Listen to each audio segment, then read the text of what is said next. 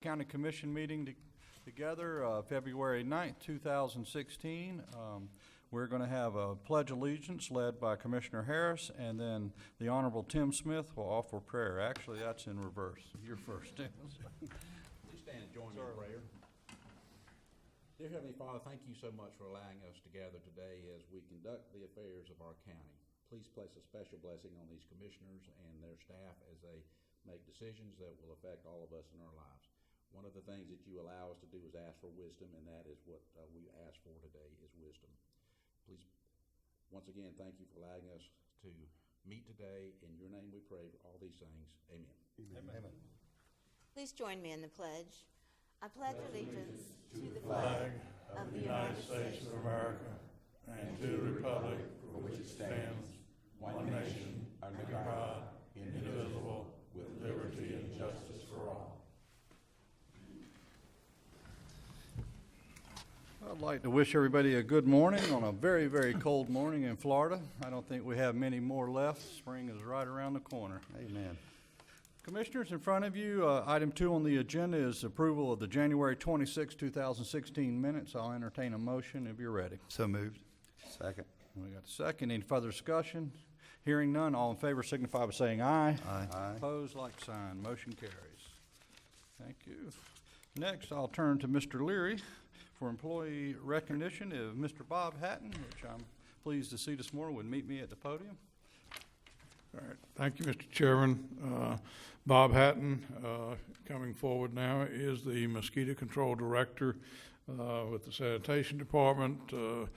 Bob has been in charge of leading our mosquito control program and in charge of that effort since 2003. Bob has been selected as the Employee of the Quarter for the quarter ended March the 31st by a committee of his peers, and so we want to recognize Bob and congratulate him for that recognition. And I think this might be the second time you've been recognized as such, isn't it, Bob? Second time. All right, very good. Congratulations.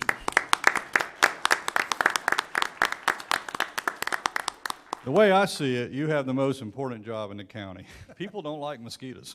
And so we appreciate you, Bob. With good reason. That's right. That's right. Any of my fellow commissioners, any comments? Commissioner Harris. I do. I'm glad to see Bob recognized twice.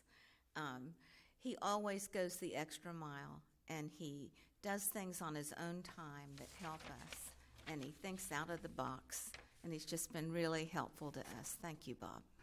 An additional comment is you never see Bob because he works at night when you're sleeping. And every few years he's so good at his job, you're in here. So it's the best of the world. Anything to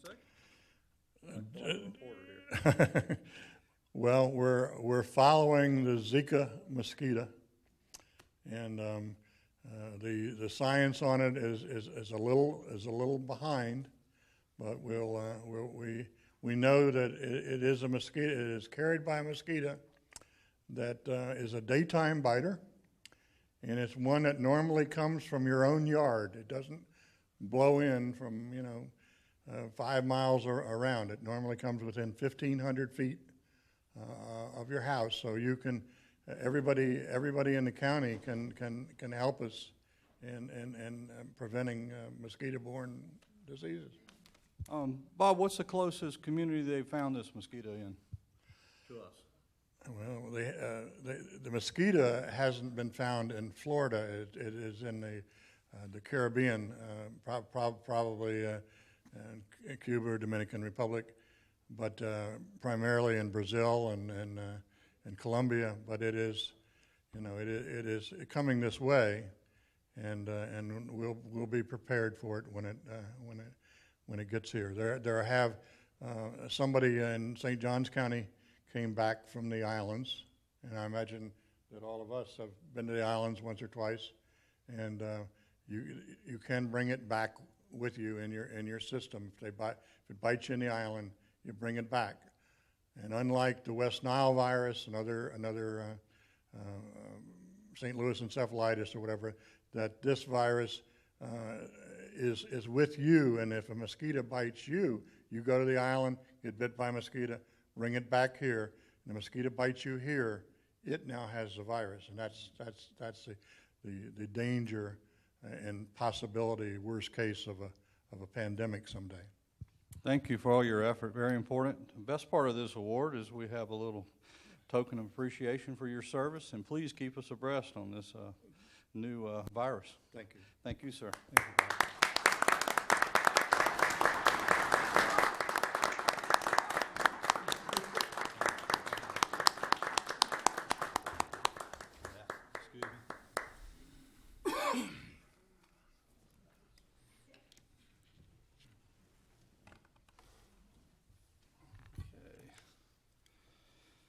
Okay, next, a proclamation recognizing Theo Smith Dodge on the occasion of her 100th birthday, a true centurion.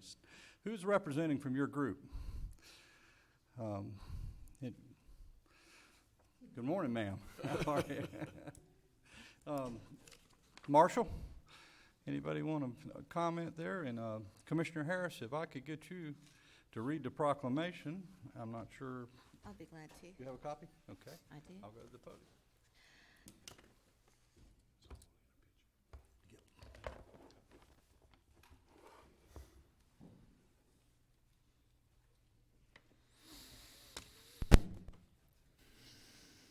I guess.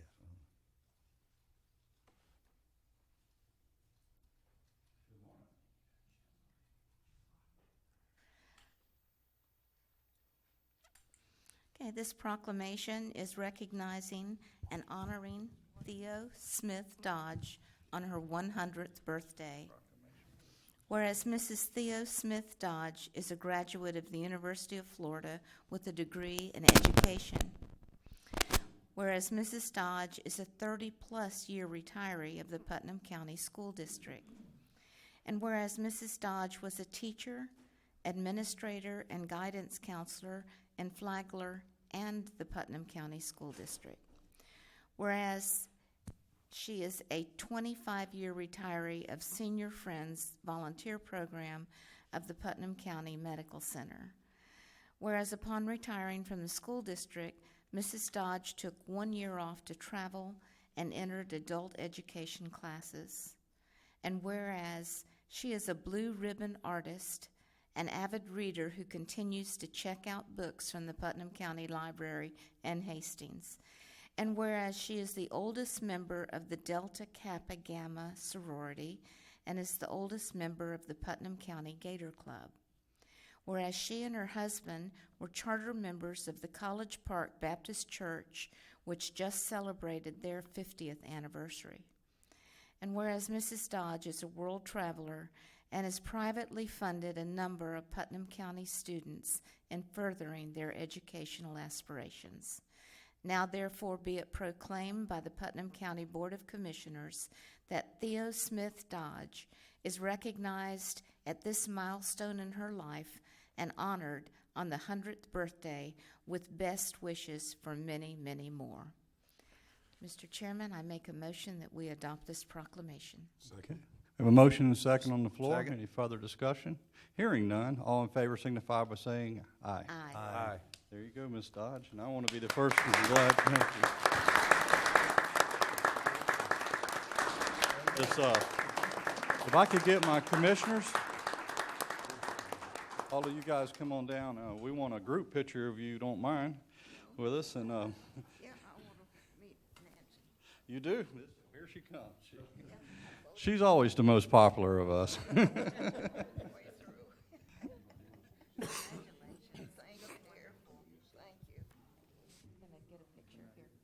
Okay. Ms. Dodge, if you could go in front of the podium, it will work better for us. Doing the gator chomp for you.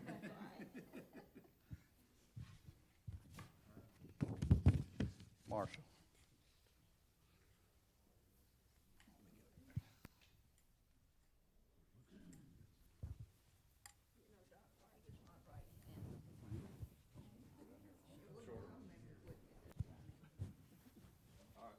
Come together now. Big smiles.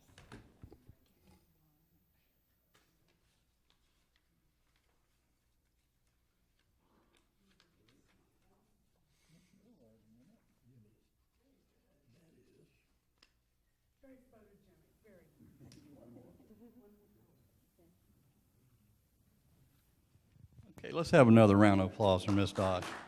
Thank you so much this morning.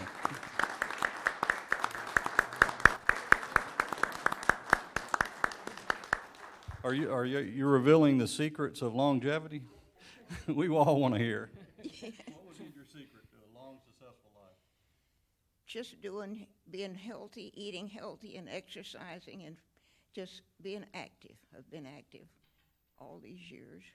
We're very fortunate to have a citizen like you, Ms. Dodge. Thank you.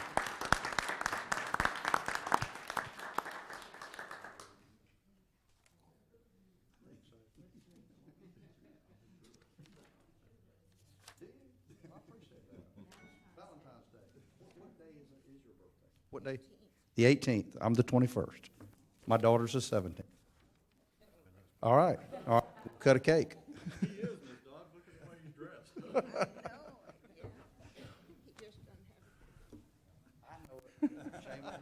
She said he doesn't have a gator tie on. Thank you. We appreciate y'all being here this morning. Thank you, Ms. Dodge. Great day.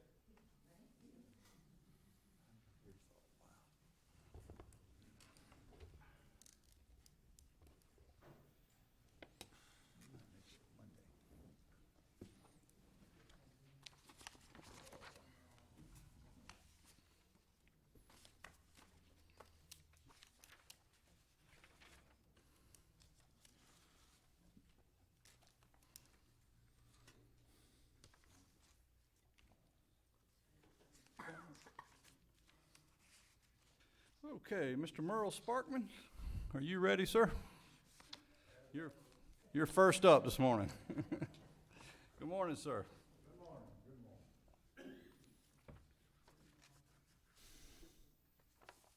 morning.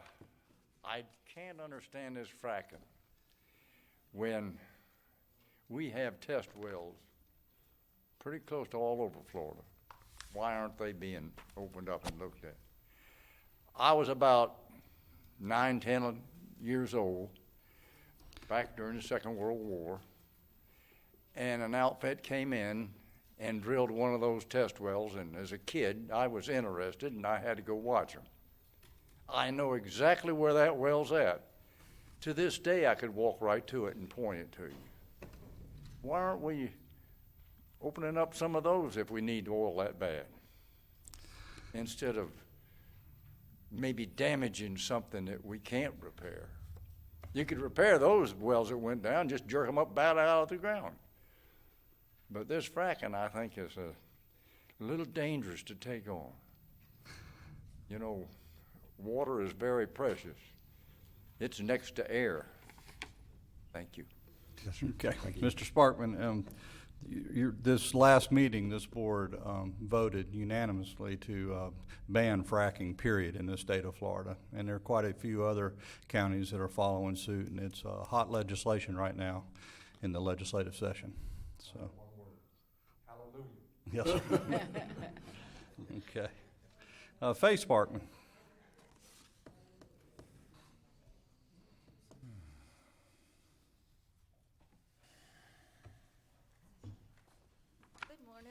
Morning.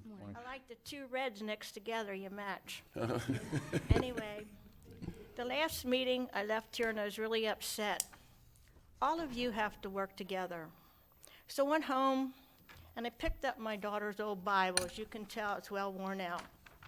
Something told me to pray about the last meeting, and I did. So I'm going to tell you the truth of exactly how the audit started. A lot of us turned paperwork into all of you, nothing was done.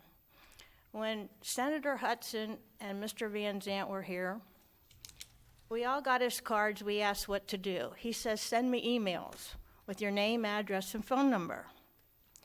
We did. There were a whole bunch of us called to come to his office over here in 100. I couldn't go that night because we had company. So I called 4 people to go and represent my husband and myself. They came back and told me what the meeting was discussed about. They wanted to know what paperwork we actually had and what was bothering the most in the county. My comment was, I want to know where all the money went for the road department. That was my question. So then again, we had some more meetings. The morning that you guys were supposed to be in Tallahassee, yes, you all got your information Wednesday. That Monday morning, I went down to Hitchcock's at Ace Hardware. I ran into Mr. Harvey, who's usually in his office out there at that time. And I said, "Hi, Mr. Harvey." He said, "I can't talk to you right now. I have to go get a haircut and get dressed." I said, "Why?" "I have to be in Tallahassee." I said, "Oh, you do?" He said, "You might be surprised at what you see there." He did not know who all of us were, and believe me, it's not just a small group. You should think back about the petitions that we turned in over the landfill. That tells you how many people we can reach. So I've really prayed about this. You guys have all got to treat him with respect. He has to do the same for you. If there was a Democratic governor up there in the Tallahassee, all you four would be picked to come, and he wouldn't be. Look at it that way. Because he's a Republican, it shouldn't matter what party we are. I split my vote all the time. And it shouldn't matter to any one of us what's going on as long as the five of you can please work together. Go back and look at your audio from 2 weeks ago today. Look at the demeanor on some of your faces and then tell me we shouldn't be upset. I want all of you to work together. Treat each other like we have to treat our spouses. When Sparky's sick, I take care of him. He did the same for me. That's the same thing for you five. Just so you can remember, Larry Harvey did not know any of us that were going there. Thank you. Miss Becky Slobovian, and good morning, ma'am. Becky, if you give your name and address for the record. Yes, thank you. I'm Rebecca Susan Slobodian, and I live at 1098 State Road 20, Interlaken, Florida. I've been Putnam County resident for 25 years, happily.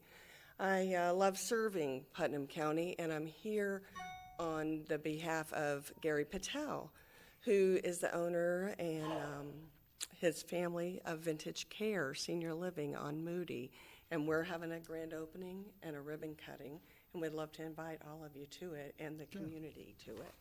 I've brought flyers. You should have received flyers as well. That'll We be next received them Thursday. yesterday, Becky, and thank you. It's on the 18th. 4:30 is ribbon cutting. It's exciting. I was so happy to hear this was coming years ago, and then to be part of it is incredible. So I hope you come. I hope you know others who need these services, because it's adult day memory care. I needed that for my mom when my mom lived with me here in Putnam County, so Well, I'm glad to have I know this. you're exciting, but the man to my left is way more excited than me. Thank you. Amen.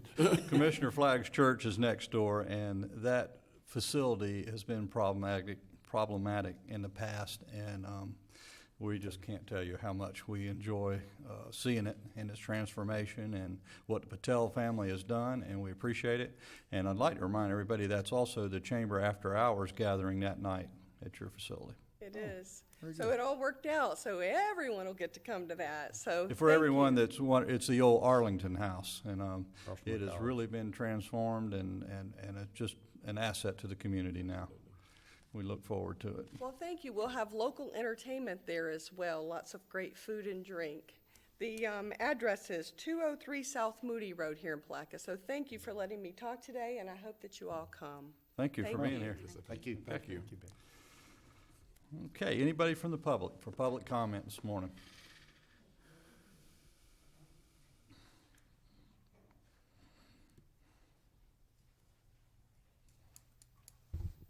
Good morning. My name is Roxana Regan Weeks for Loring Street, St. Augustine, Florida. First of all, I'd like to address, when I was here on December 8th, Commissioner Lible, we were speaking about the kill stats you had reported to the media that you claim had gone from 95 to 12%. And you said that was my opinion. I said, no, that was documented by the county's monthly kill reports. You then diverted that topic by stating, well, I'm happy to say we haven't killed anything in the last 2 months. That is another false statement. There were 83 animals killed. I inadvertently left that document I printed in the printer tray, but I will email it to Ms. Weaver because I'd like that to become a part of public records. I also, the audit's going to happen, and there's a reason for it. I didn't go up there and get a unanimous vote by the auditing committee for no evidence, okay? And I'm tired of hearing still, 6 weeks later, all of this fuss about the audit and everybody's betrayed everybody. You have to be held to accountability. You're public servants. We put you in office. And if you can't answer us and treat us with respect and give us answers to our questions, then maybe you shouldn't be in the seat. What I am even more outraged by is I haven't heard a word from any of you about this dogfighting incident that happened in December in I guess it's Hawthorne. It's outside of Interlochen. There were no arrests made. This is an organized dogfighting ring. I just spent $133 at the sheriff's office. The actual documents and the disc were $21. The rest of it was their research fees at $16 an hour. Somebody needs to start holding the sheriff of this county accountable. Nobody was arrested. There was over $100,000 present that night, and drugs, and no charges. And I will tell you this, I have on recording, I met with Captain Deloach and Captain Shawlin on January 4th at the Sheriff's Department. And in that recording, they state that there is a task force. When I said, what's your explanation for no arrest and no seizures? They said, oh, well, all the cars were rental cars, and that this guy in West Putnam, he didn't organize this. They want the big fish. So they're working with a task force in Manatee, Hernando counties, and also with the FDLE. Okay, so I don't accept what they say on face value from experience. I know better. So I emailed the sheriffs of Manatee and Hernando. Here's the emails. There is no task force. FDLE, I have talked to 3 different agents. They are totally interested in this. However, they cannot get involved because they don't want to interfere with the federal investigation that's already going on in this county by the FBI. Somebody on this board needs to do something about this. In the documents I just left the Sheriff's Department with, there's 133 pages going back years of animal cruelty, dogfighting sites. I have other emails that people have sent me, they have forwarded to me after sending them to the Sheriff's Department, various members, in 2012, 13, 14, last year. Nothing is done. This is a shame. You are to be disgraced that this goes on in your county and nobody does anything about it. There is documented knowledge of this for years. And I haven't heard a single one of you speak out about this dogfighting, but you're still crying about the audit. If you don't have anything to worry about in an audit, then don't worry about it. But do something about this dogfighting because it is definitely a precursor of more violence. And if you're going to allow this in the county, I don't even know what to say to you about it. And I will tell you this, Commissioner Lible, I came here months ago asking, it was probably 6 months ago, asking you to step down from the Animal Control Advisory Board that you've been chairman of for years. This was not an official board. This was something Linda Myers threw together, same people all these years, all throughout killing all the bulldogs unlawfully, all throughout the heart stick, all throughout the egregious conditions at this animal control, criminal acts, everything else that's going on out there. On December 8th, after I left this meeting at the very end, instead of asking a mayor or his designee, you changed it from what I requested to put your appointments in your districts. As far as I'm concerned, all you're doing is putting your puppets in place. And on December 8th, Commissioner Lible, you sat here in your official capacity and waved documents and said, I appoint Darlene Crow. Here's her papers if anybody wants to look at them. You failed to say her full name is Darlene Lible Crow, and you also failed to follow Florida statute by notifying this board and the county administrator and the county attorney that you had a family relationship with this person. And you're required to do so by Florida statute within 15 days. And I'm telling you, if you're worried about an audit, that's the least of your worries, because this dog fighting business, anybody that condones this is a criminal themselves. And I'm going to leave these emails. I hope you hold the sheriff accountable at his department. I hope you ask where that actually, the final figure I was given was $130,000 was seized that night, and drugs. Isn't somebody interested in where all that went? Isn't somebody interested in what happened to these animals and that these people are walking free? And there was another dog fight on January 16th. Nothing. Done. We're done calling the cops, I can tell you that, because it appears to be that Good, Ms. Weeks, please wrap it up. they go in, raid the dog fights. They've been quite aware of this for years. There's emails and documentations, everything. And they go in and apparently raid them and take the money and drugs, and we're not seeing any arrest.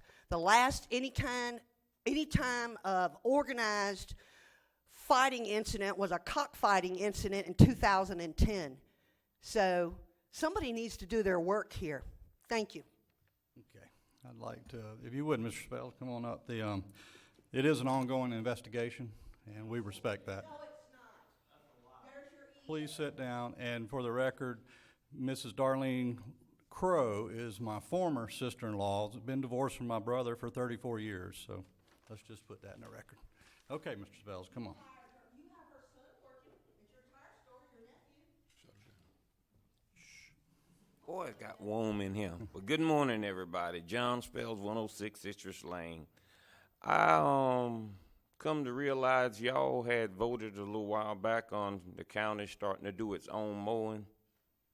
And, you know, I'm kind of looking at that situation. To me, it don't make sense because, first of all, I see stuff that actually occurs in this county that is county responsibility, but they fail to take the responsibility, such as the ditch cleaning. Because I noticed just the other day on West River Road, right across Fish Creek, y'all have, 2 or 3 wing mowers for mowing the edges and the shoulders of the ditches. But to me, I noticed y'all doing it the cheap way. You send out 6 guys in a truck with weed eaters, and you could take that wing mower with 1 guy and cover more road area and make it look better, because once they cut those tall weeds down, they leave them laying there. And it creates trash and it blocks up the drains. I noticed the other day they was out there on West River Road with shovels cleaning in front of the drains in order to allow the water to run out the ditch. Well, if they would go in there with the grader all and clean the ditches, the water would actually flow a whole lot better. But it seemed like everything that this county is doing is Band-Aids. I see more weed eater work doing throughout this county rather than any mowing. And I don't understand, why would you go and purchase these machines and just park them somewhere and then send out just as many men with weed eaters to do it, and it don't look as good? Because y'all need to start cleaning the ditches now. Y'all put everybody under the pretense that y'all gonna try to get a jump start on these mosquitoes. How can you get a jump start when all these ditches are holding water? Because there's really nowhere in this county that y'all really do enough ditch cleaning to even have 3 grade alls. And to me, it don't make sense. So why would you take on responsibility of wanting to mow throughout the county when you got equipment for doing things you're not doing anything with already? Can I get an answer from somebody, or somebody say something? It really is a public works question, Mr. Spells, and Mr. Tkofovich, I'm sure, is noting what your commentary is, but that's the proper channel. Well, even on Rails and Trails, the lady was in here at the last meeting speaking about how y'all just take one in and clean up. Well, you actually went down there and you just stuck a Band-Aid on the issue, but you look further down the road, it looks so much better. But you know, y'all need to really take a little more pride in what y'all supposed to be overseeing rather than just keep buying all of this stuff. Because I come to also understand that y'all supposed to be purchasing another truck for picking up the debris and tires and all of that. But to me, it don't make sense to go buy new pickups, and you beat them up and they get all damaged. Why don't y'all do like the city? Get you a truck with a gravel bucket. You can go there with one person instead of everybody on the county got to go around and pick up stuff. That one individual can ride around, load the stuff up, and carry it out there. But you get these nice trucks, and in 6 months it looked like you had it 20 years, because I look at all your dump trucks. You don't even have sideboards on them. Those were some good-looking trucks when y'all got them, but now they look like you had them for 30 years. So don't just keep throwing taxpayers' money away getting new stuff, and then in 2 or 3 years, you're ready to get rid of it because it looked bad. Thank you. Thank you, Mr. Spells. Anybody else from the public for public comment this morning? Yes, you would.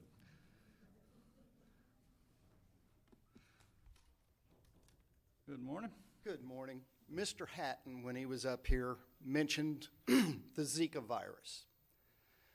The thing that is so scary about the Zika virus is that only 1 in 5 people that are infected have any symptoms of being infected.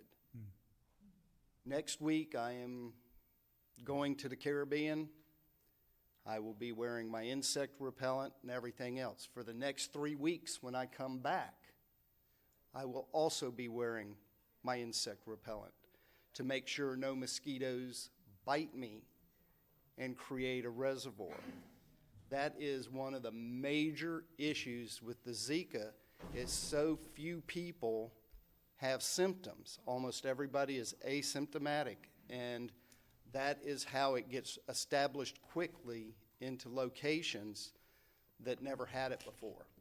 And that's what makes it so scary here. As soon as we get back up into the 70s again, the Aedes albopictus and the Aedes aegypti, which are the 2 possible carriers of that virus, will be going again. And if the board would like, I will prepare a presentation for a future meeting to get the word out to the public of what can be done. As long as you make sure there's no breeding sites around your home, make sure that your bird baths are emptied at least twice a week and refilled. Make sure that your rain gutters on your house haven't sagged and there's a little area that's holding water.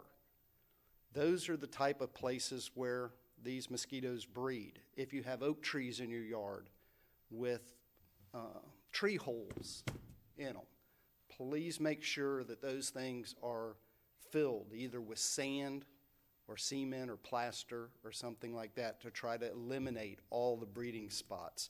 Because I am definitely afraid it is going to be here.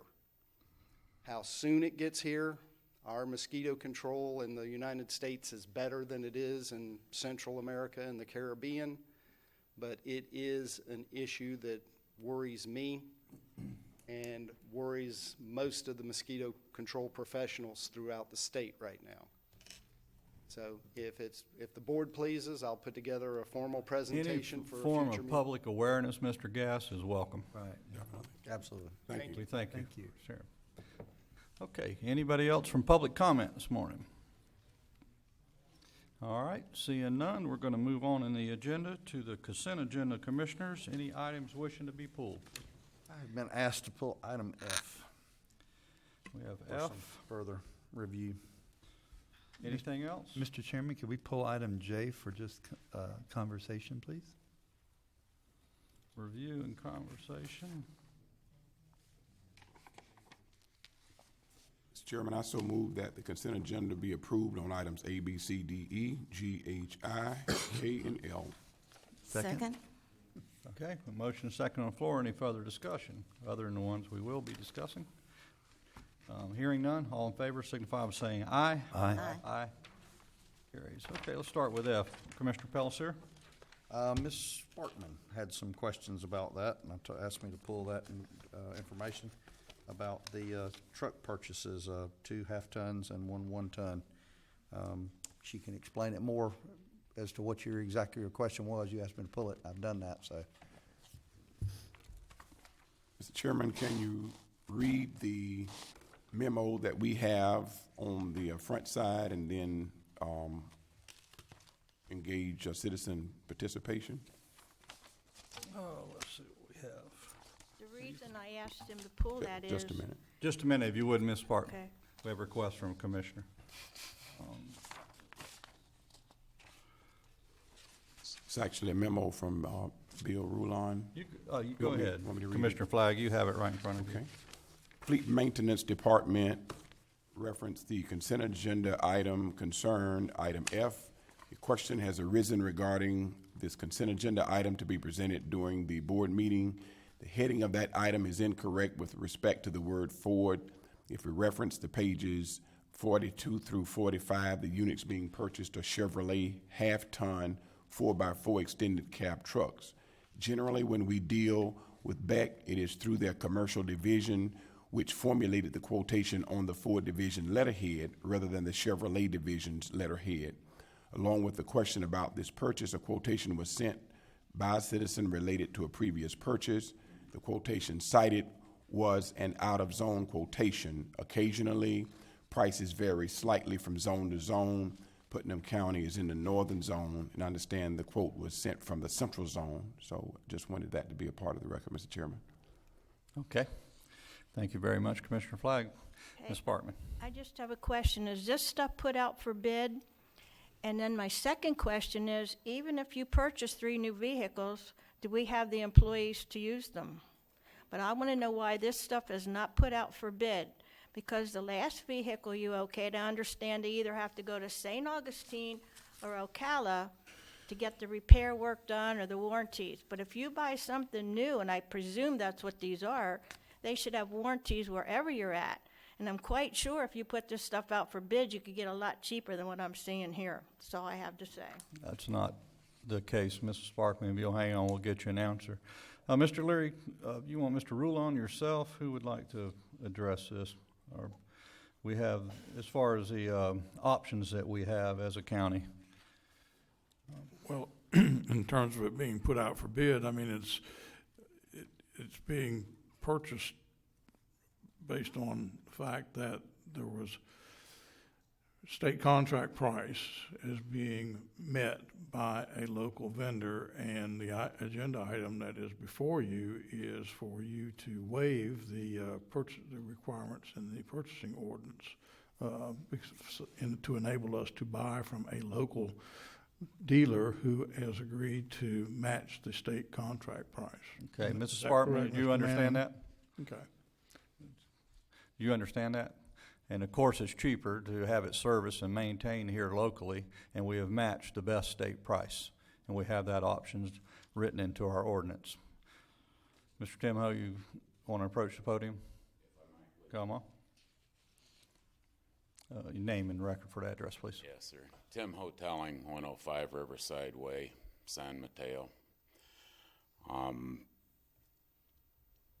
Some of what you say isn't fully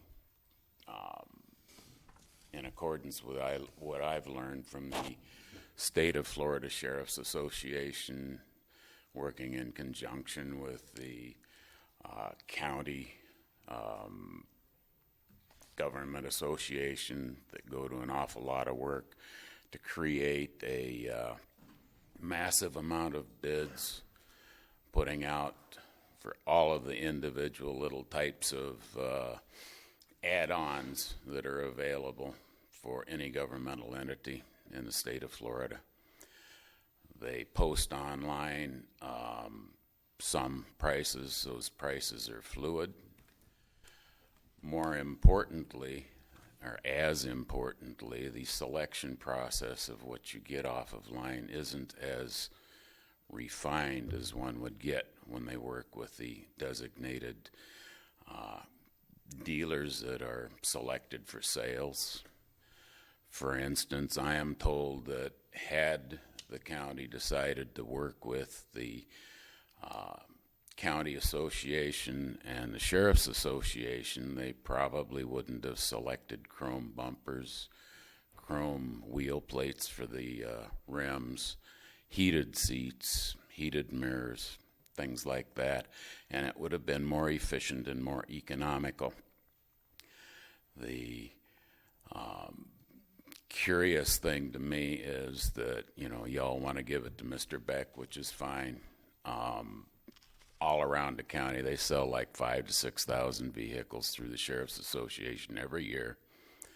There's lots of dealers that are in competition that make more money from the maintenance area, which is what Mr. Beck would get through his maintenance things. Mr. Beck could have bid for these contracts to sell these vehicles had he chosen to, as he did for his Nissans and an electric, I think Volt they call it. He's the designee on that. He chose not to even submit a bid.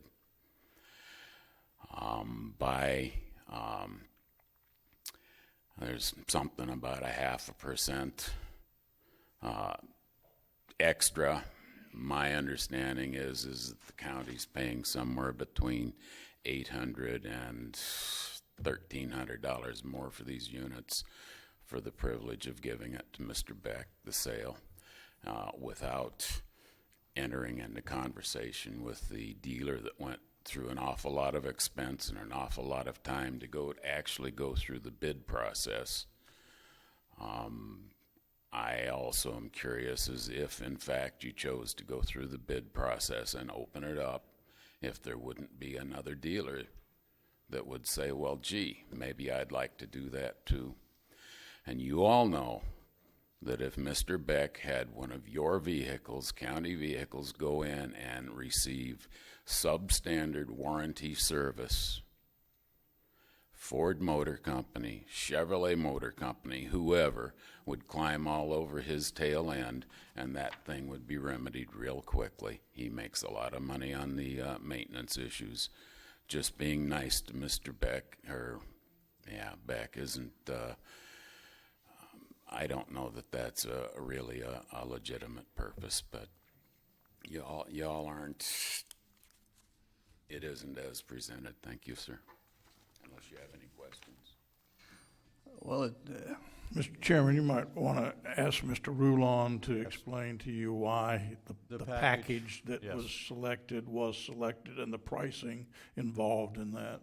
Mr. Rulon, if you could come to the podium, please. And,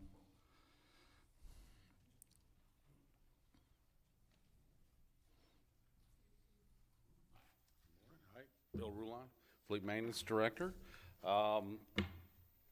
To answer your questions, basically, the quotations that we put together, again, through Beck, and as we're asking for the get that microphone real privilege, close. If you could, Bill. Privilege to purchase through Beck, through the sheriff's contract, which would give us, as quoted through the website, the cheapest price as put through that contract.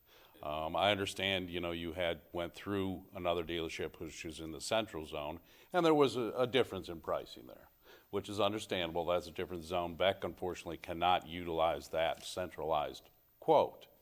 So keeping that in mind, again, remember that we would have to get delivery charges. We would have to go pick it up. We'd have lost man hours. We'd have fuel. That's a 211-mile trip to do that. But nonetheless, Quiet, please. What we're doing is basically we are keeping our monies in town, and what that allows is Beck to provide the services to us as the county. We have a negotiated rate with them that's less expensive than the normal person who comes in the door. We also, especially with the emergency vehicles, when we go up there with one of the vehicles, we are first in line. There might be 40 other vehicles in line that were there prior to us, but because we are a customer of Beck, we're pushed to the front of the row to get our equipment out as quickly as possible. With that being said, with respect to the specifications that we put in place, we have a lot of considerations that are made as we do that, as to what we need and the necessities. We're not out looking for flashy things. While some of the things that are on that particular item may seem like, hey, we're getting these special wheels and we're getting this and that, that's just part of the package. But the overall, what we're looking for, which in the long run saves us money, is for us to better and more effectively do our jobs. One of those things being within that package is our ability to be able to put in laptops, which are in all emergency vehicles, it's in fire, it's in police, it's in so forth. And this is one of the considerations that was put into place for the Public Works Department to be able to get immediate responses from their department as a problem, or as if a resident calls in and says they have an issue with a road, it can immediately go on that computer system. It is available in the truck. Now, if I didn't include that in the specification and had to modify it later on, I could be talking anywhere from $4,000 to $6,000. And I put together police cars, I put together fire department vehicles, and it's a huge amount of money to put in all the electronic equipment and all the power supplies and all that, USB ports, all that. That's all in this package. So while there are those things that you may not be happy with respect to a chrome wheel and a chrome bumper and things like that, it's just part of the package, but overall, it's cheaper. And we can also flow that on to Mr. Spells. As he said, he does not want to see junk driving around the county on the other vehicles. So now that chrome bumper and that chrome wheel portrays the county as a nicer place, okay? We're not doing this or specking this out to get some special vehicle that drives around and, offers like we're spending money. All right, Mr. Rulon, Mr. Pellissier has a question for you. Sure. It's not a question, it's a comment for anyone that has a disagreement of the purchase of this vehicle. If you deviate from a package deal from a manufacturer just because you think you're saving money, they have incorporated that into their pricing. And if you want a plain bumper or a plain seat, but with this package you get this, that, and other, when you deviate from it, they have to change that at the manufacturers, and it is a higher expense to you, whether you think you're saving money or not. I don't make Ford and Chevy up there do it. I just know I've bought new vehicles before. It's been a long time. But if you deviate from certain packages because you think you don't want this or don't want that, it actually costs you more money because that's a special order then, because it comes out of that package. So the package, Observation. the package is cheaper than cherry picking. Correct. Which is what Mr. Rulon is charged with doing, is getting us the cheapest price. Correct. And no disrespect to Mr. Rulon and no disrespect to you, Walton. Thank you. But, and that's been my experience in the past. All I'm doing is conveying to you the information that I understood from the representative from the Sheriff's Association, who gave me a similar lecture to the other event, to the other story, because they are in fact aware that they have to put together police cars and emergency vehicles that have special power requirements, and those are all spec'd out within that. I'm just conveying to you that what was conveyed to me, that things are fluid, and they gave me a specific example of a cloth seat or a work seat versus a whatever, and it flew in the face of what I had taken as gospel also. I'm just suggesting that maybe a little bit of further review might be viable, useful, and it's sort of disrespectful for all of the y'all that belong to county associations and the state sheriff's association to have them go through all of this work and effort and expense and then just ignore it because we didn't ignore it, Mr. Timmo. That's a bad choice of words. Yeah, Chip, I'm told that it could have been done a little cheaper, and I'm just bringing it to your attention. That's all. Well, I think y'all make your choices. Supporting local businesses are a priority of this board, and we do that through many measures, not just this one. And we'll continue, sir. Any other comments? So moved. Have a motion on the floor? Yeah, go ahead, Commissioner Harris.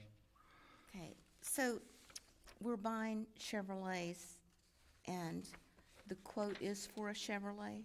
It is, And from my understanding. the one that you got is on a Ford? You have in our package something from Don Reed Ford. Yes, ma'am. I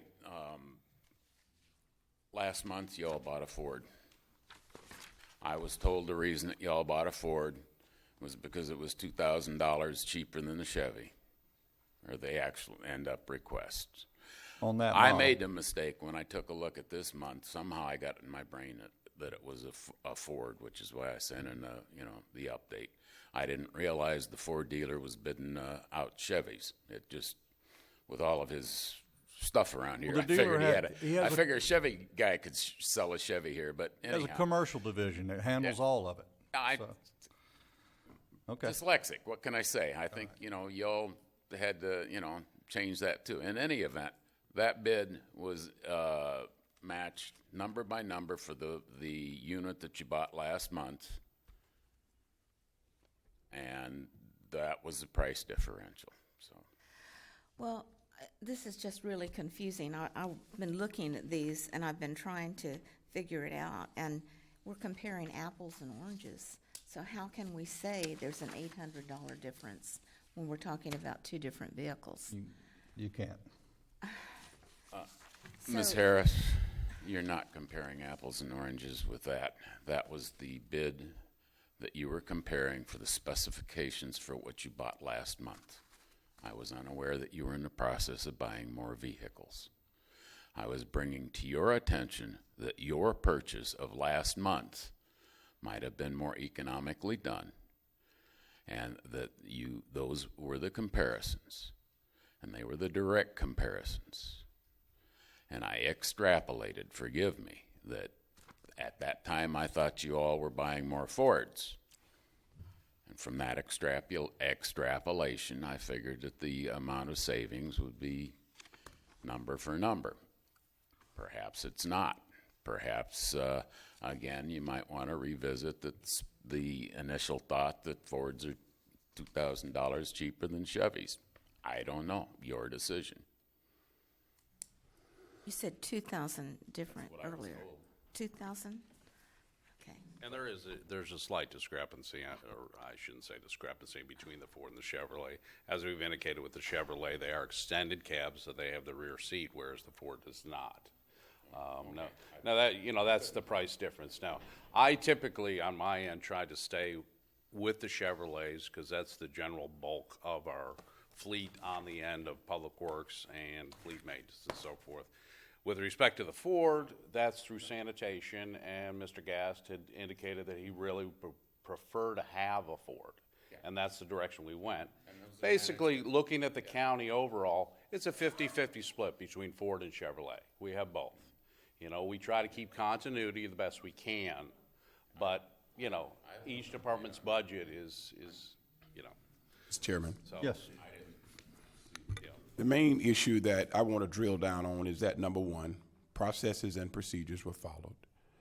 State contract is what it is. The homework is done prior to specifications again, whether it's a package. We all know that if we seek out specific single option items one at a time, that the total cost is always going to exceed any package. When it comes down to quote, selecting a local bidder, we keep saying among the legislators here that we want to protect and expand the local job market. And so just because the dealer who is mentioned happened to have multiple dealerships in this community, I don't think that there should be a penalty just because that person is progressive in owning dealerships. And at the end of the day, I think we need to keep our personal preferences as far as whether we like a dealer or don't like a dealer. This is a business relationship there, and I think that I'm satisfied with how the state contract was used. The budget director evaluated once it came from your department up to the administrative level here, and at the end of the day, when processes are followed, procedures are followed, and we are assured that we have the best price there, and when a local dealer matches the state price, then to me, this commission should feel compelled to honor that. Okay. Could I ask one question, Mr. Flagg? Through the chair. Yeah. You indicated that the process goes from Mr. Runyon, I believe? Rulon, pardon me, to the budget director? It goes to administration to come to us. It's a process. Well, you used the word budget director. I was just curious who that We do have a budget person was. director. Budget director, will you be recognized? Budget officer, Propel? very competent.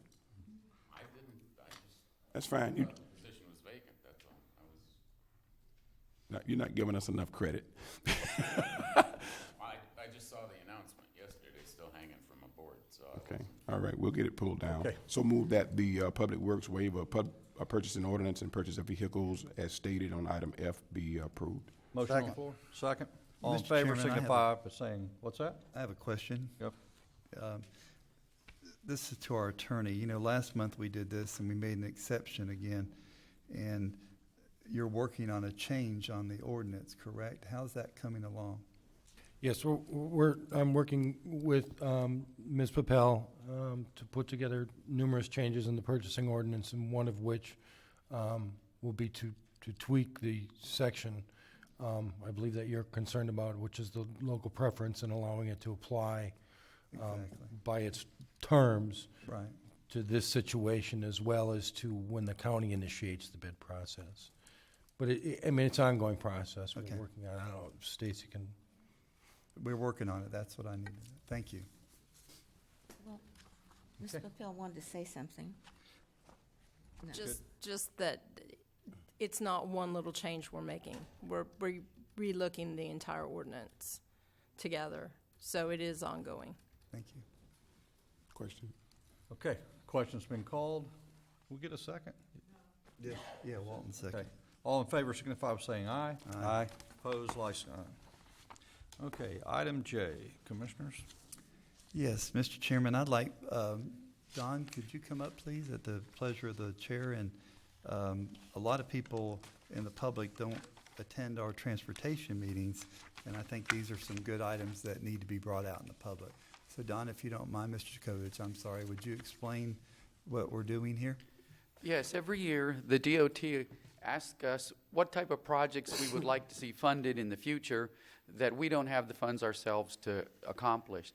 And so every year, we give them projects in several different categories, and they are trying to put all of their requests to us in a timeline that they're all going to be similar. I think in the next year, all the different types of projects will be asked for in the fall all at once. We do different projects. What we have here is a program called the County Incentive Grant Program, and that's to put projects in place that add a reliever or a reduction to the vehicles on state roads. So we chose St. John's Avenue because that is parallel to State Road 20. That's that program. The SCOT program, the Small County Outreach Program, allows us to spend money on paving dirt roads that we don't have enough of, and we normally choose long-length roads to pave. One of the roads that we got approved for the future is Lake Susan that's going to be coming up. So that's a good one. But this year we're paving the rest of Holloway that we won't be able to pave this fall, and then Tinsley to make a connection there. Another program is the Small County Road Assistance Program, and that one allows us to do improvements on the roads that we already have paved, whether we resurface them or add a turnout or something that adds safety to those roads. And that's what that project or program is for. There's other programs as well, a Transportation Alternatives Program, and that one we already submitted suggestions in December. That's a program that we're allowed to do alternatives to paved roads that will get people off of paved roads, particularly trails. And that's what we use that program for, is to get trails built within the county. And another program that we're getting ready to submit a suggestion for is the Highway Safety Improvement Program. And that program allows us to add projects that we can't spend the funds on, to add improvements to safety on roads that maybe not aligned right or don't have the proper signalization and things like that. And this year we're suggesting the Moody Road alignment problem, and that's what we're going to put in that program. All right. Well, thank you, sir. I appreciate that. Mr. Chairman, thank you. So move. All right, motion on the floor, second. Any further discussion? Hearing none, all in favor signify by saying aye. Aye. It carries. Thank you.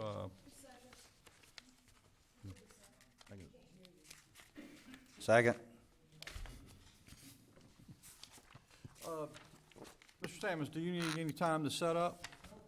Are your commissioners on a break? You okay? No, All right, let's go.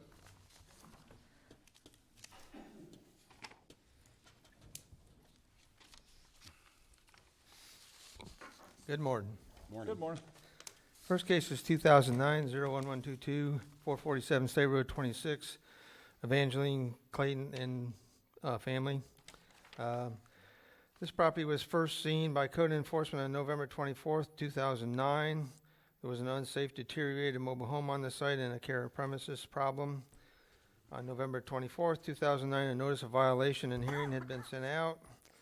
Property was rechecked on November 25th, 2009 and January 12th, 2010. And nothing was happening with the property. Case went before the special magistrate and he found it to be in violation and gave the owner until April 26, 2010 to comply, or $25 day fine would commence. $100 administrative fee was also assessed. Property was rechecked on April 28, 2010, and some progress had been made, but it was still in violation. A notice of hearing to contemplate foreclosure and abatement was sent out on June 30, 2010.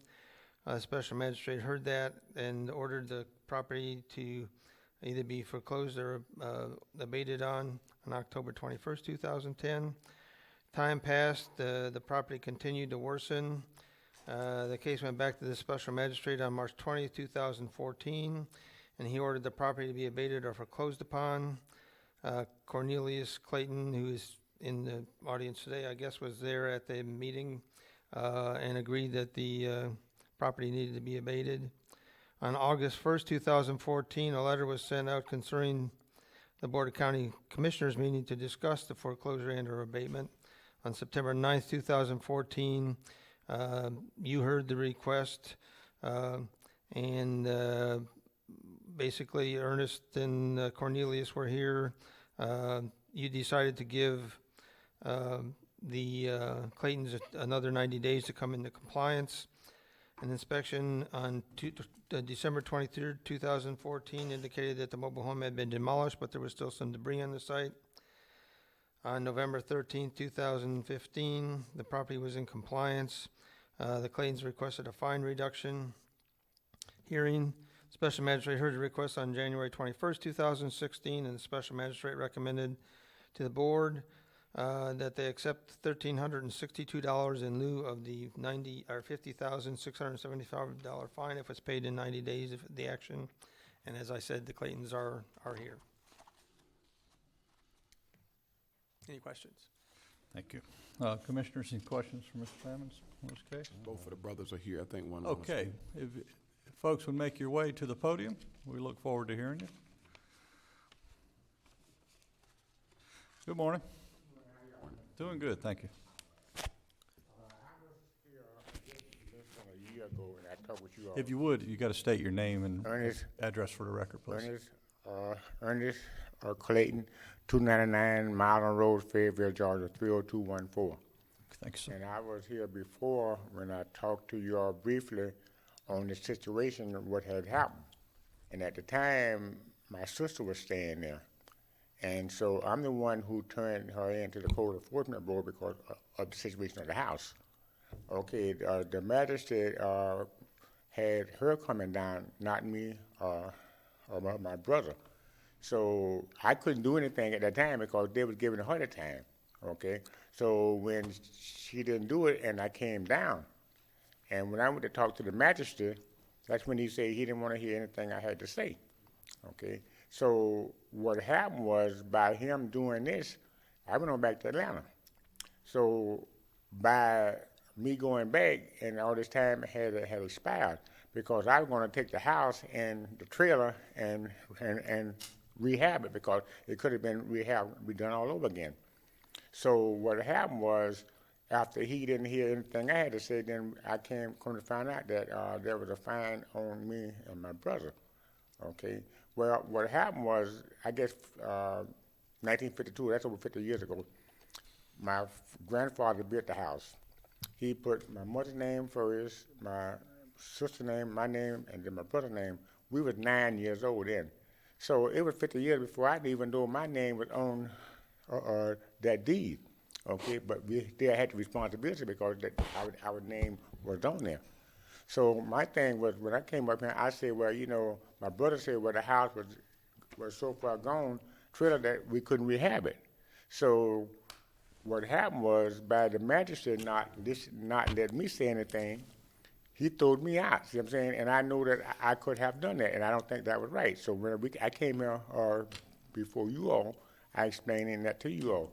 So then you all give us 90 days to tear it down. So I came back to Florida. I stayed here for 7 weeks. I paid with my brother, we paid over $3,000 to have people to help us tear it down. So I came and did what I thought was right. Now, I lost money because the magistrate did not let me rehab that house. So I lost money because I could have either sold the trailer or either I could have had somebody to stay there and rent it out. So I don't think that it's fair to us that we should be fined for something that was not our fault. You know, and like I say, you know, I want y'all to take that into consideration, you know, because when y'all told us to do what we had to do, I took my trailer and my truck, and I pulled 90% of that trailer down. My nephew came and finished doing it. So I mean, I tried to do what was told at that time when you all told us that we had to tear it down. Okay. Is your other brother with us? Would he like to comment? Okay, sir. Thank you. Any other comments, questions from commissioners? Mr. Chairman, the recommended action from the magistrate is to accept the $1,362, and that is in comparison to what the accrued fines would have been, and it's based solely on the worksheet that we have indicating the number of inspections and the administrative, which is very modest, hearing officers and things of that nature. So I guess the question to Mr. Ernest Clayton is that, what do you think the magistrate should have done differently as it relates to the assessment only? Well, the first thing, what he should have done was he should have listened to what I had to say. Okay, but we passed that now. Yeah, I know we passed that, but I'm not saying, you know, he threw me out. So otherwise, we wouldn't be here now if he had to listen to me. Okay? Now, he wanted to put a fine on me, but yet and still, I could not speak. And then my sister was the one staying there at that time when it came through. So who is Evangeline? Evangeline is my oldest, she's my sister. Okay. She was the one who was living there. See, I haven't lived there in over 50, 60 years. See what I'm saying? So I couldn't do anything until the magistrate, you know, got through with her. Then that's when I came in. And that's when he told me, I wanted to explain him the situation. He told me he didn't want to hear nothing. Mr. Clayton, is your older sister on the deed also? It was my mother first, my sister second, I was third, and my brother. You only have one sister? One sister, and Okay. she's in the nursing home. So Evangeline was on that deed? Yeah, she's on that deed. Primarily, okay. So it was no single owner, and so the magistrate had to follow the law. Evangeline had the clout, I guess. That's where I was going with this. But then Were you still- present, Excuse me, Mr. Clayton, if I could. Mr. Sammons, were you at the special magistrate session that day? Come to the mic. Okay. No, he wasn't there. Well, I apologize you weren't allowed to speak. I don't think No, that's okay. right either. But see, the same token is this, that if the magistrate would have sent me a letter, my brother's letter, different story. But see, he was dealing with my sister at that time. He was not dealing with us. But then we had to come in at the end when he refused to speak to me, and then when we got a letter, then my brother got one, then I got one too. Can the attorney deal with the way that the deed is listed with Evangeline Clayton on there? Is there a process when you're serving and the property is deeded out like this at all? I can't speak to that without looking at what the requirements are for who's provided notice. I'm guessing it's everybody that's listed. I believe they go by the tax. Do they go by the tax assessor's website and who's listed as the owners, and that's who gets served notice. And it would be at whatever address is also listed for those owners, which I would be venture to guessing it probably would have been the address at this location. So there may have been, I don't know, but there may have been, multiple letters sent with different individuals' names on top to the same address. It's possible, but that's just a guess. Mr. Chairman? Yes, Commissioner Harris. This doesn't sound right, and I would like to be sure how it went and have us look into that before we make a decision. So if it's okay, I'd like to make a motion that we postpone this and have our attorney look at everything and see if it's okay before we make a decision. And possibly ask for the minutes of that special magistrate meeting. I'd like to know if this man was denied his ability to speak. I second that motion. Question? Okay, call the question. Any further comment?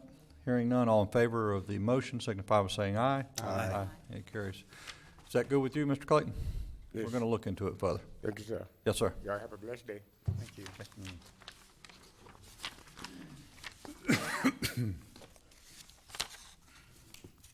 Next case is 2009-00583, 107 and 109 Adventist Lane in Hawthorne. This also is a fine reduction request. Property was first seen on April 23rd, 2009. There were unsafe condemned homes and mobile homes on the property. We worked with the property appraiser because there's a lot of houses out there and it's not clear where the property lines are. It took us a while to figure out where the property lines were and where the houses were. And then after that, we sent a notice of hearing on July 8th, 2009.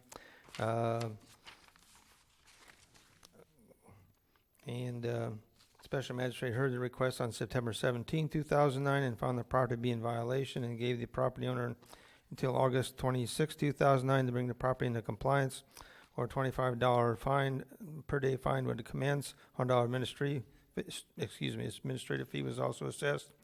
An inspection on December 2nd, 2009 showed nothing had been done. Inspections were done on January 12, 2010 and February 5th, 2010. There were still no changes. The case went before the special magistrate on June 17, 2010, and he ordered foreclosure and or abatement. The daughter of the owner came in and contacted code enforcement about the upcoming special magistrate hearing to express desire to come into compliance.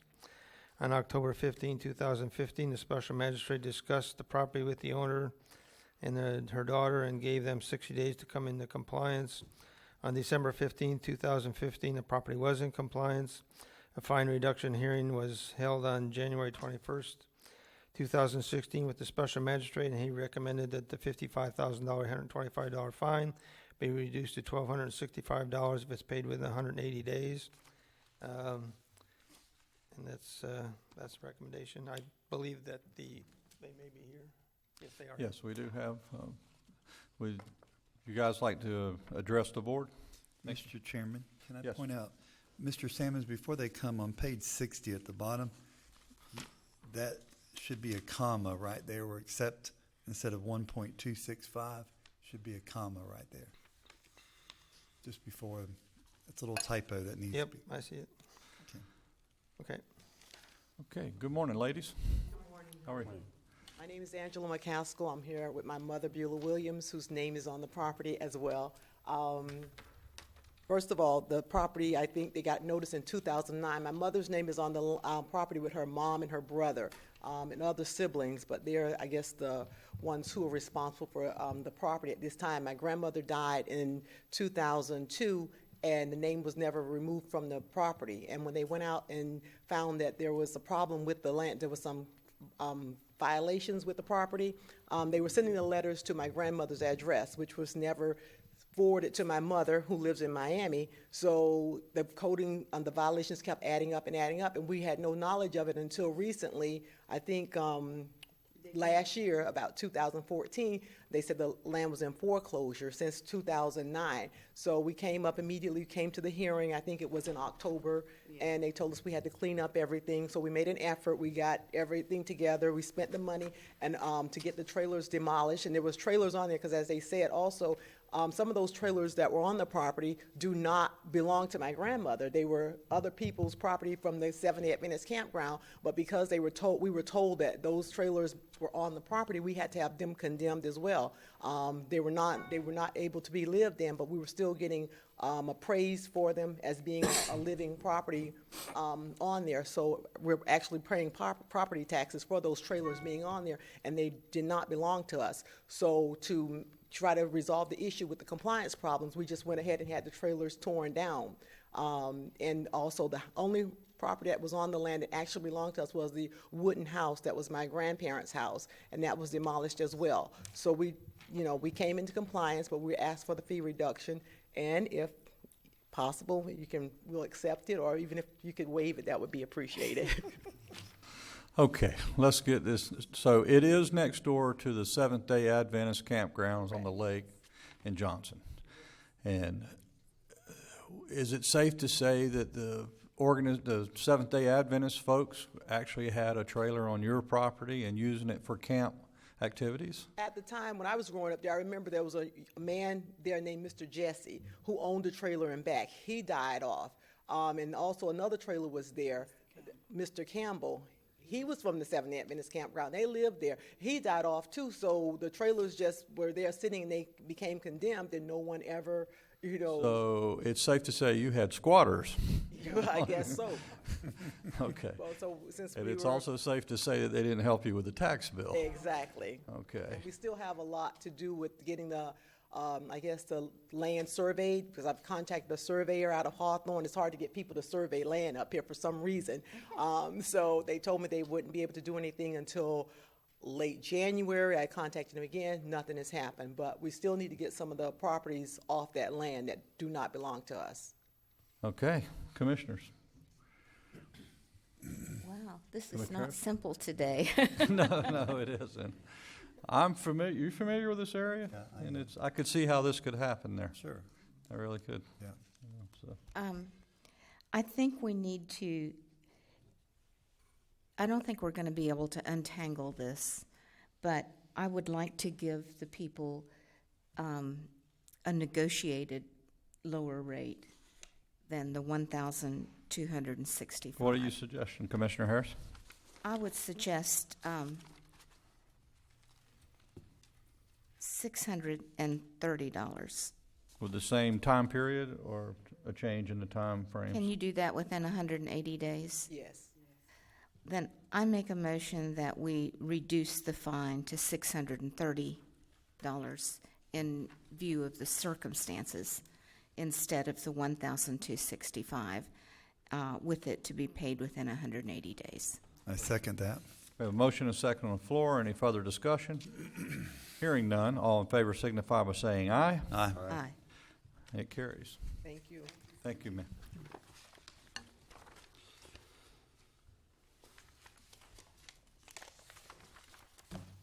The next case is 2013-00199-105 Richard River T Drive, Robert and Virginia Bonar. On April 11, 2013, code enforcement conducted an inspection and witnessed new windows and doors being installed in the mobile home. A notice of a hearing in violation was sent on August 16, 2013. Special magistrate heard the case on June 20, 2013, and he found the property to be in violation and required compliance by September 19, 2013, or a $25 day per fine would commence. $100 administrative fee was also charged. The case went back before the special magistrate on December 19, 2013, and he found the property to still be in violation in order that the lien be placed on, but also granted time extension to fix the violation until February 1st, 2014. The $100 administrative fee was paid at that time. The property was still in violation on February 1st, and a lien was recorded. Permits were not final, so staff scheduled another hearing Then staff discussed the case with the owners and removed the case from the July 17, 2014 docket. Special magistrate did hear the case on March 19, 2015, and ordered the county to foreclose or abate the property. The case went into limbo because we had so many staff changes at that time, so it didn't progress. The owners obtained a new permit and got the permit finalized on December 31st, 2015.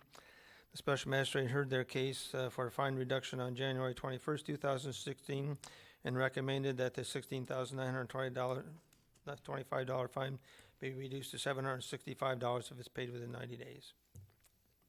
Okay, do we have the Bon Airs are here? If you'd like to address the board, please.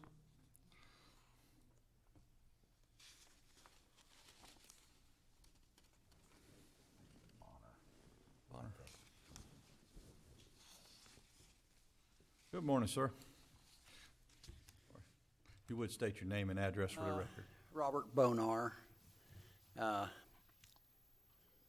The reason this thing drug out so long was that when we had started the window project and what have you, we had just bought the trailer, and we're planning on redoing it.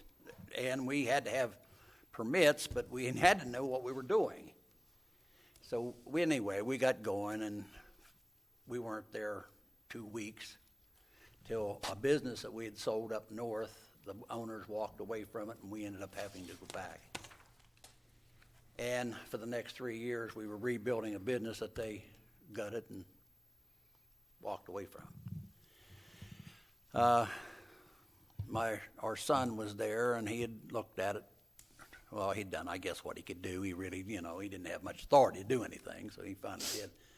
But anyway, I want to apologize for all the inconvenience that we caused. It really wasn't meant to be this way and wasn't meant to happen. It's just one of those things that we were far enough away, I just couldn't get a finger on it. So I'm okay with the fine. Mr. Von Air, was your son living there? No, I know he wasn't. No one was living in it. He was just trying to get as much as he could, and it just didn't work, that's all. But we've got it under, been inspected, and it's fine now, and everything's going on. It looks like we're going to have a winter home for a while anyway, so. Okay. Commissioners, any questions for Mr. Bonaire? Mr. Chairman? Yes. So move approval of special magistrate, accept the $765 if paid within 90 days. Second. Motion is second. Any further discussion? Hearing none, all in favor signify by saying aye. Aye. Aye. Thank you, Mr. Bonaire. Thank you, sir. Thank you. Thank you for being here. And welcome to your new winter home. The next case is 101 Crescent Lakeshore Drive. It's a fine reduction hearing for Mr. Villegas and Escamilla. Property was first seen on February 25th, 2010. The house was for sale, but windows were broken. Notice of violation was sent on March 1st, 2010. The property was rechecked on April 7, 2010. The property was still in violation. A notice of hearing was sent out. Inspection of the property on June 3rd, 2010 showed that the door was now open as well. The case went before the special magistrate on June 17, 2010, and the special magistrate found the property to be in violation and gave the owner until July 26, 2010 to bring the property into compliance, or a $25 a day fine would commence. $100 administrative fee was also charged. The property was inspected on July 27, 2010. It was found to be still in violation. It continued to be in violation for the next year. Staff received a call from the Bank of America stating that the property was now in compliance. The fines continued to remain in place through though the property was still in compliance. Staff received a fine reduction request in early 2016 from the new owners, the Escamilla and Escamilla and Villegas, excuse me. Special magistrate heard the request on January 21st, 2016, and he recommended the county accept $584 in lieu of the $13,170 $5 fine and $100 administrative fee for the reason that the new owners were not involved in the property during the time it was in violation. I don't know. Okay, we have the cons, okay. Are you Mrs. Escamilla? Yes. Oh, please, if you would, state your name and address for the record, please, Ms. Escamilla. My name is Yulisa Villegas, and my address is 101 Crescent Lake Shore Drive, Crescent City. Okay, And I cannot speak well English, but get real close to that. but I agree for pay the $584 Say she agreed to pay the fine. before 60 days. Okay, Okay. So move. all right. Second. Got a motion and a second on the floor. Any further discussion? Hearing none, all those in favor of staff recommendations signify by saying aye. Aye. It carries. Thank you. Okay. Thank you, ma'am. Thank Thank you. Bye. The last case today is 2010-0285, 125 Wirtz Road in San Mateo. The latest Dirt LLC owns the property now. The property was first seen on March 24th, 2010. There was a 24 by 24 metal building that was erected without the benefit of permits, and another accessory structure that had been turned into a residence. Notice of violation was set on April 20th, 2010. The owner came in to the office on June 10th, 2010, and requested a 60-day extension, which staff agreed to. Staff re-inspected the property on October 27, 2010, and found the property still be in violation.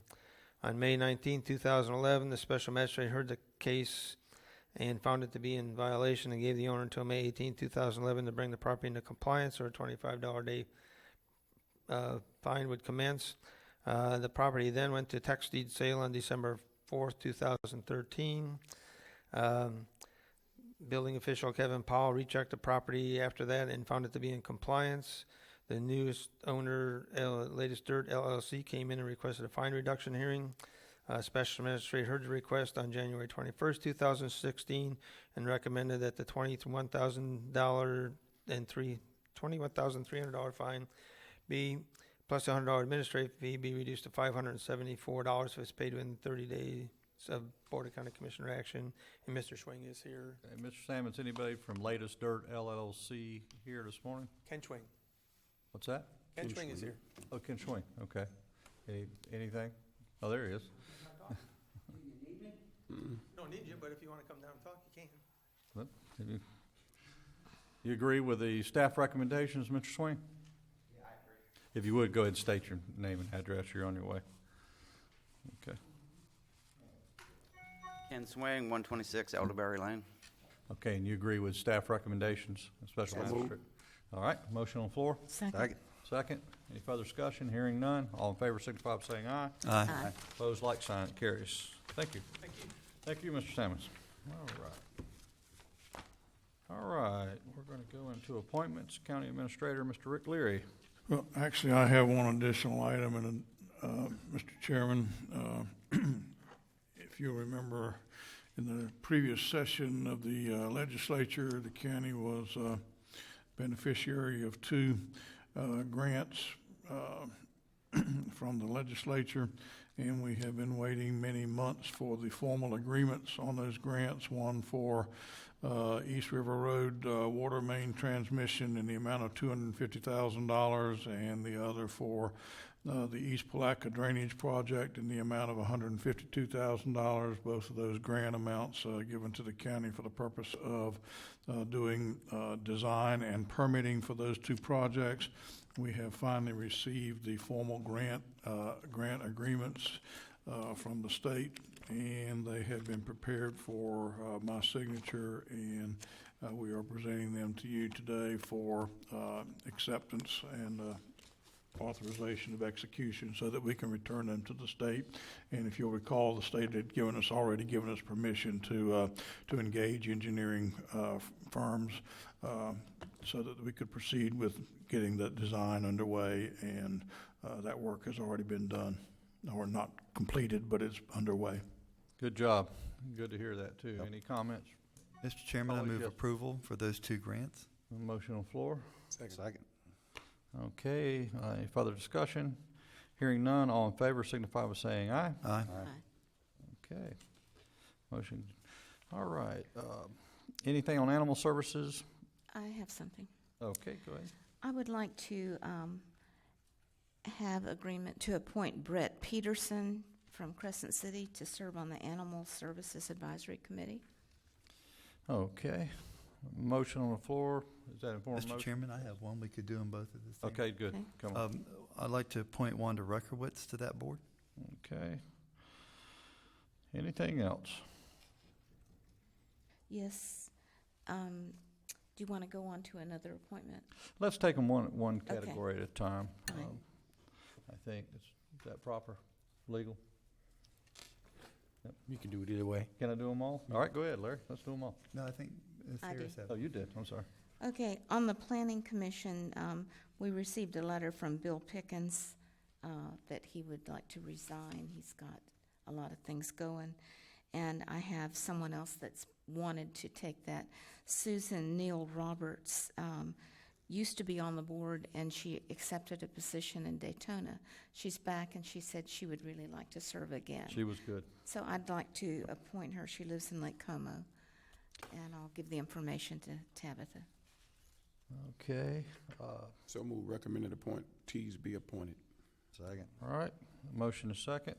All in favor signify by saying aye. Aye. Aye. And that motion carries. Okay, before I go any further, I want to go back up. I went right over L. Is that an action item, appointing Mr. Browning? You took action on So that. that was a Oh, we consent. did, it's on the consent agenda, I'm sorry. I don't know what I'm thinking. All right, County Attorney, Mr. Stacy Manning. I have nothing further. Okay, Clerk of Court, Mr. Tim Smith.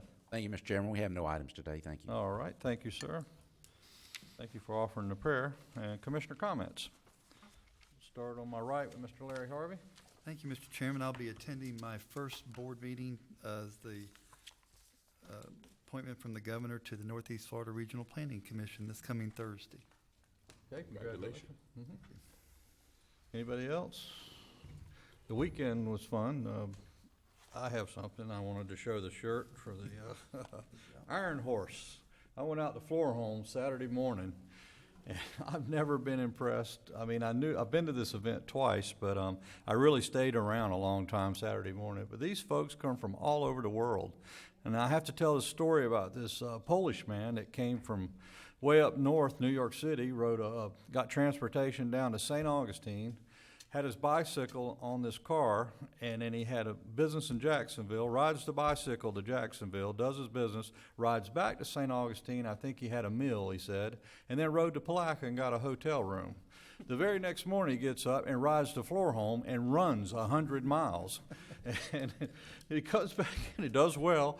And the lady that put the wife of the man that put the event on, which our Tourism Development Committee helps a lot, asked him if he wanted to ride back to the hotel. And he paused for a minute. He goes, "I am a bit tired." But what an event, though. It was really neat to see these athletes, and they're all ages. I mean, from kids all the way to 80 people in their 80s. And they run, 100 miles within 24 hours, and it's pretty amazing. Wow. Camping all up and down our rail trail there, and it was quite fun. I enjoyed the event, but I had to share that story with somebody. That's a great story. Yeah, go ahead, Commissioner Harris. Okay, I was just going to report that I'm very thankful that I'm healing from my eye surgery. Everything isn't through yet, but I have been given permission to drive. So Lloyd will not be driving Miss Nancy and coming to all our meetings unless he so Doggone it. chooses. So I'm just thankful for the progress and that And I can see we're to so glad drive. you're healing up, and I'm glad they got to the bottom of it. Commissioner Flagg.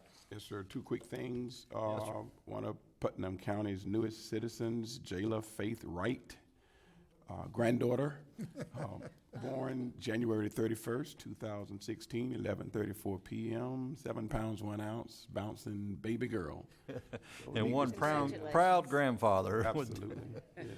And thank you so much for all the congratulations and well wishes.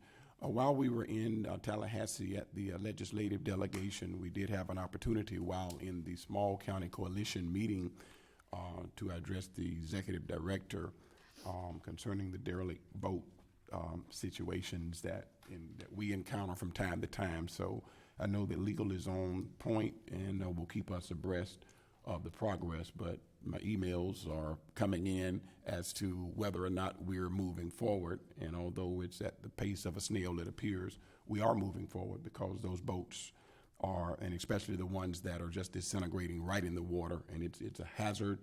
And the issue as to whether or not it's a county issue or a state issue or which agency has the jurisdiction, I think that the executive director is going to really be responsive and reply back to us. But let's certainly keep that dialogue going. Oh, absolutely. And as I said before, in addition to that, we're also working on a county solution through an ordinance, which we're hoping will allow us to take some action on our own. So we are taking a two-pronged approach on this, and hopefully we can move this forward. Yeah. And probably not as quickly as you would like, but I was going to suggest a third prong, declaring a public nuisance and making it disappear. Yeah, well, Ken, and that I would like to get behind that. That third prong is to be proactive before they sink, because the cost of dealing with them skyrockets when they hit the bottom of the river. If they're still floating, if we can be proactive, like you're suggesting, Commissioner Flagg, it's going to be a lot cheaper on the taxpayers of this county, or the taxpayers of the state also, I should add. So if our legal department can turn the heat up before those boat sinks, Yes. Mr. Chairman. Okay. May I have one more moment? This coming Sunday, Linda and I will be celebrating 31 years of marriage. So, yeah. Congratulations. She's a tough girl. For her to put up with me for that long has been a blessing, but Amen. Yeah, we're very excited about 31 years. So. Congratulations. All right. Anything else before the board? So move we adjourn. Okay, it's been granted. Thank you, everybody, for coming out this morning.